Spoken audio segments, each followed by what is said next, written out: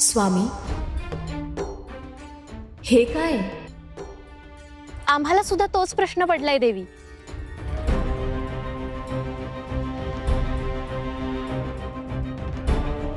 स्वामी, ही कशाची तयारी आहे हे समजू शकेल का?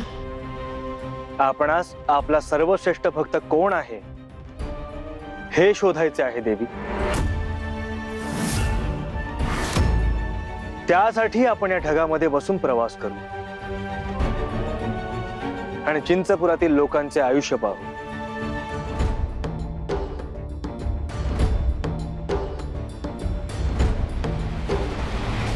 तू आमचा अंश आहेस. तू सांगितलं नाहीस तरी तुझ्या या मनात काय चालतं हे आम्हाला इथे कळतं. हे विसरतोयस. महिषासूर स्वतःचा जीव वाचवण्यासाठी तुझा जीव घेणार आहेत. महिषासुरांना ब्रह्मदेवाचं वरदान आहे, पण तो स्वतःला मारू शकत असेल तर? तू सांगितलं नसलंस तरी आम्हाला कळलं की आमचा घात करण्याचा, आमचा वध करण्याचा कट रचला होता.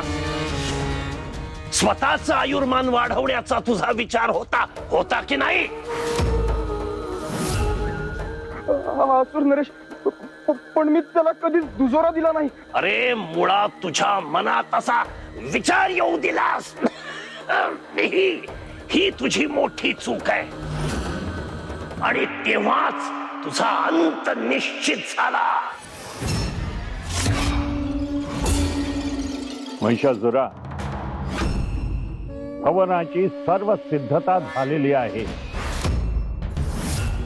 वयस्तंभिनी विधी उलट करून तुला पुन्हा चिरतारुण्य प्रदान करण्याची वेळ झालेली आहे.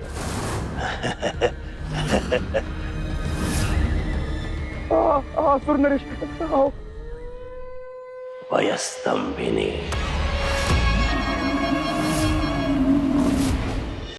महादेव, क्षमा करा, मी लहान तोंडी मोठा घास घेते.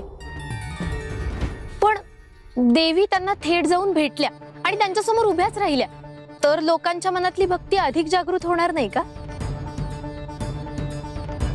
पद्मा, अगं देवी समोर आल्यानंतर जर लोकांच्या मनात भक्ती निर्माण झाली तर त्याला काय अर्थ आहे? खरा भक्त तेव्हाच ओळखता येईल ज्यावेळी देवींच्या परोक्ष सुद्धा तो आपल्या भक्तीत प्रामाणिक असेल. सत्य आहे. आम्ही पार्वती रूपात कैलासात वास करत असताना अशाच ढगातून विहार करून अनेक भक्तांची अनेक वेळा परीक्षा घेतली. आता वेळ आली आहे चिंचपुरातील भक्तांच्या परीक्षेची.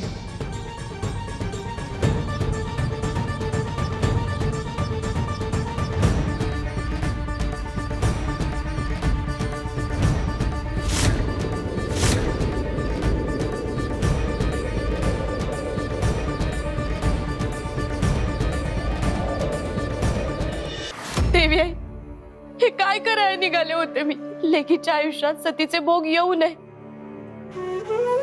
म्हणून तिला लग्नाची घाई करत राहिले. हीच घाई तिच्या संकटाचं कारण बनली असती तर? जो तिच्या रक्षणासाठी आला होता त्या शिवाचा चांगुलपणा मला कधी दिसला नाही. आणि तो महिपती, तो महिषासुराकडून आला होता. त्याच्याशी मी माझ्या लेकीचं लगीन करायला निघाले होते. स्वतःच्या हातानं माझ्या लेकीला संकटाच्या दरीत टाकणार होते मी. चूक झाली माझी, लई मोठी चूक झाली. गंगाई,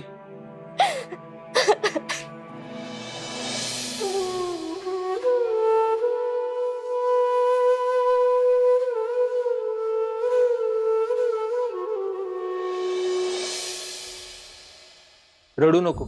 जे काही घडलं त्याच्यात फक्त तुझी चूक नव्हती, परिस्थितीच तशी होती. वेगळ्याच पद्धतीनं घडलं. समजा काय झालं, कसं झालं हे समजून घ्या. आपण लई लहान आहोत ग. आपली लेक जगदंबा सर्वसामान्य पोरींपेक्षा वेगळी आहे हे जाणवत होतं. कितीतरी वेळा त्याचा प्रत्यय आला होता. आठवतंय ना? आठवतंय, समजा आठवतंय. म्हणूनच जास्त वाईट वाटतंय. मी माझ्या लेकीला समजू शकले नाही हो. मला तिला भेटायचं आहे, तिची क्षमा मागायची आहे, तिला घरी परत आणायचं आहे. अगं हो हो, पण तू एवढी अस्वस्थ होऊ नको. आपल्याला जगदंबा नक्की भेटल. आपण तिला शोधून काढू, परत इथं आणायचा प्रयत्न करू. हे जमल का नाही ते मला बी ठाव नाही, पण माझी लेक म्हणून जी इथं घरात वावरली, जिने या घराला घरपण दिलं, आपल्याला आईबाप होण्याचं सुख दिलं, या गावाला आपलंसं केलं, ती नक्की कोण आहे हे मला बी माहित करून घ्यायचंय. आपल्याला जगदंबा नक्की भेटेल.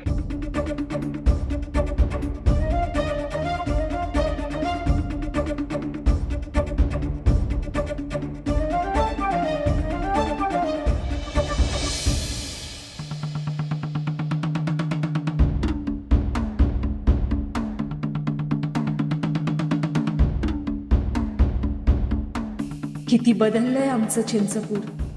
हे आमच्या हृदयाच्या अगदी जवळचं स्थान, आमचं शक्तीपीठ. लोक कल्याणास्तव आपल्याला जेव्हा इथून निघावं लागलं देवी, तेव्हा काही काळासाठी या शक्तीपीठातून शक्ती देखील नाहीशी झाली होती.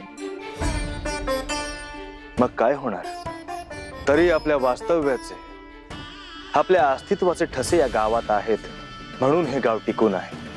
नाहीतर असुरांच्या एवढ्या हल्ल्यांनंतर कुठलंही गाव टिकून राहिलं नसतं. आपल्याला या गावात आपला खरा भक्त नक्की सापडेल देवी.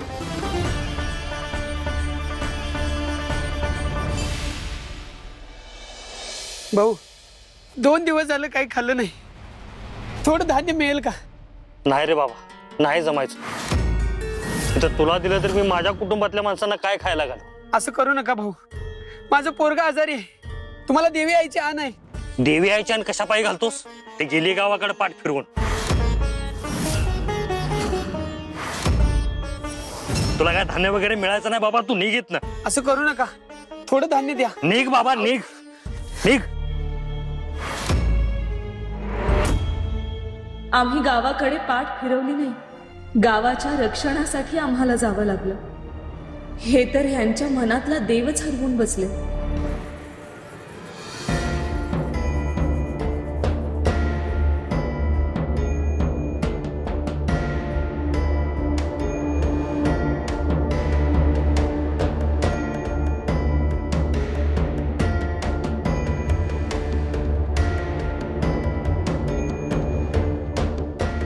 कदम बाबा, अहो इतकी वर्ष झाली धड पाऊस नाही गावात.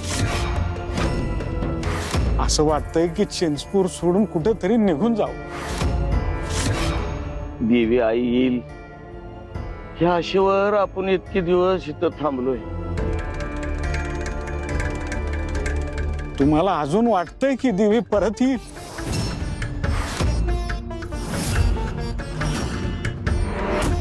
ह्यांच्या मनात भक्ती तर आहे, परंतु शंकेने सुद्धा घर बनवलं. हे आमचे परम भक्त आहेत, परंतु आमच्या झालेल्या विरहाने त्यांना होत असलेल्या वेदना त्यांच्या भक्तीवर मात देत आहेत.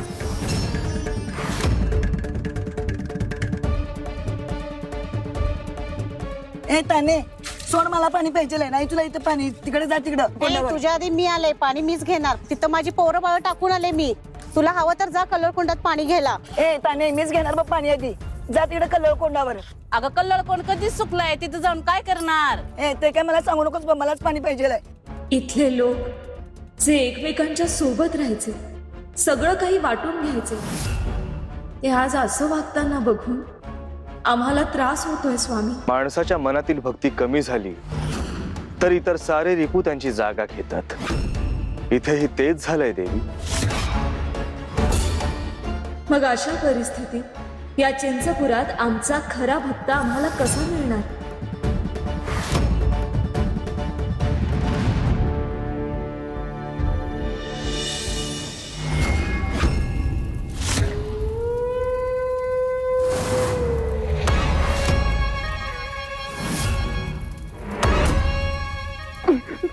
नरेश, असुर नरेश, अहो मला सोडा, सोडा मला.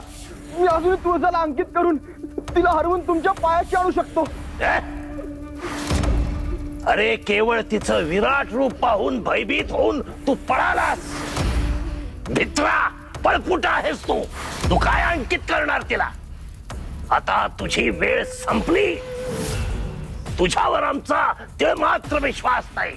असुर नरेश, तुम्ही माझी अर्धी शक्ती घ्या, पण मला जिवंत ठेवा. अरे तुला जिवंत ठेवून आमचा कोणता लाभ होईल?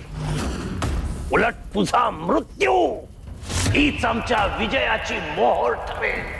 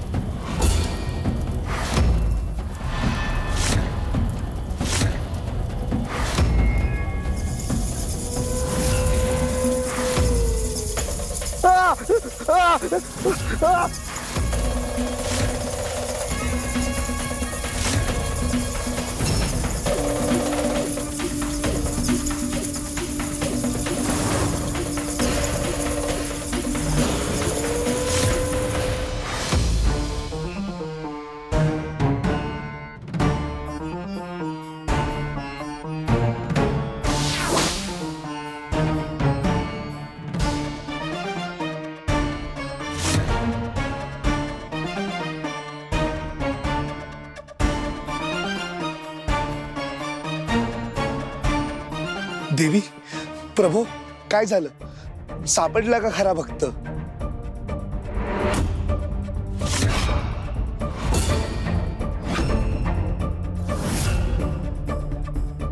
लोकांच्या मनावर मळभ आलंय.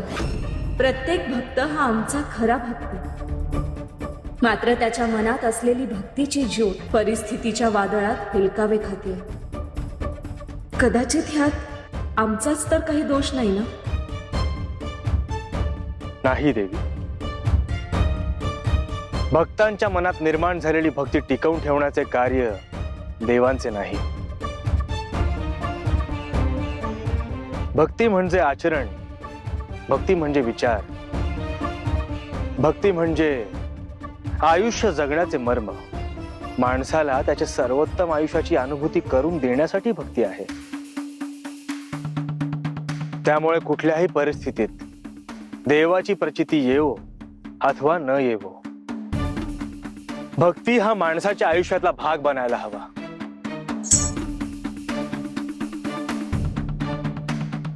कारण कधी कधी भक्ताच्या समोर असलेली परिस्थिती हीच त्याच्या भक्तीची परीक्षा असते. आणि अशा कठीण काळात देवाची प्रचिती आली नाही तरी भक्त म्हणून ठाम राहणं हाच खऱ्या भक्ताचा विजय असतो. आम्हाला खात्री आहे, असा खरा भक्त तुम्हाला चिंचपुरात नक्की सापडेल.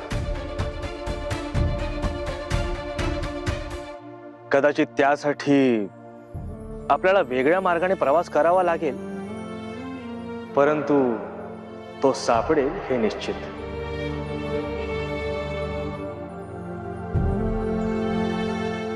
तुमच्या बोलण्याचे मर्म आम्हाला समजले स्वामी.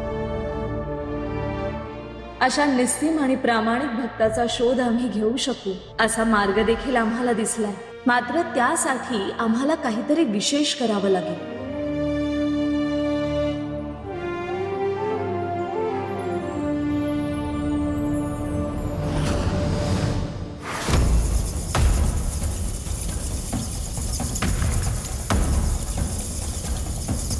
असुर नरेश, थांबवा हे सगळं. मला त्रास होतोय. हे पाताळातील प्राणी माझा जीव घेतील. असुर नरेश, अरे असा कसा जीव घेतील? ते त्यांचे कार्य नाही. मला वाचवा.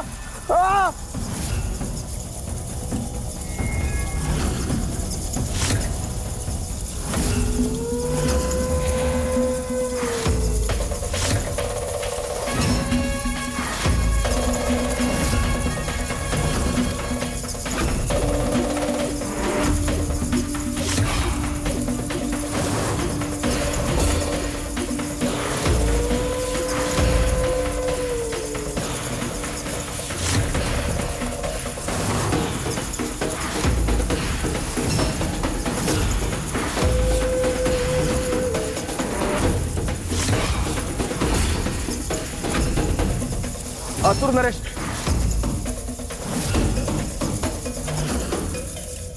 तुला मुक्ती हवी होती ना? घे, आता तुला मी मुक्त करतोय. महिषासुराच्या महिपती रूपाची ही तिश्री.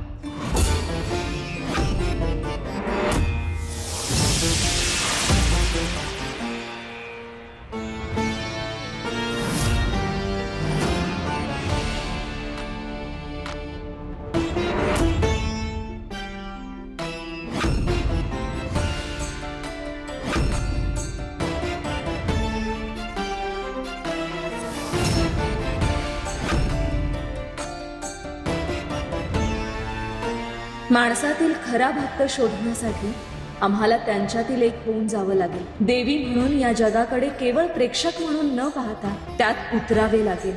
तरच मानवी मनाच्या आत डोकावून आम्हाला तो खरा भक्त सापडेल.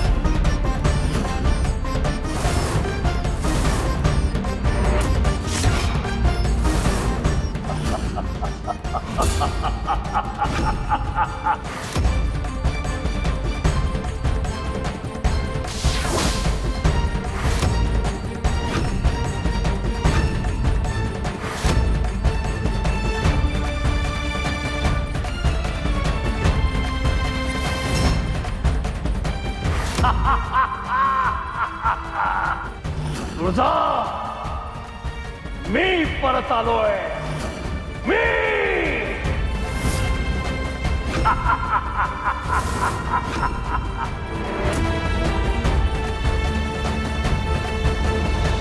उद्याची पहाट उजाडेल तेव्हा पहिल्या सूर्यकिरणाच्या साक्षीने आम्ही गावात शिरणार आहोत.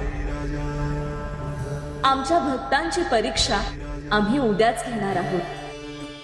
आणि ही केवळ आमच्या भक्तांची परीक्षा नसेल, ती आमचीही परीक्षा असेल. हे पहिलं अगदी दिव्य वाटतंय तितकं सोपं नसणार हे नक्की. देवी, आम्ही तुमच्यासह या परीक्षेत असू.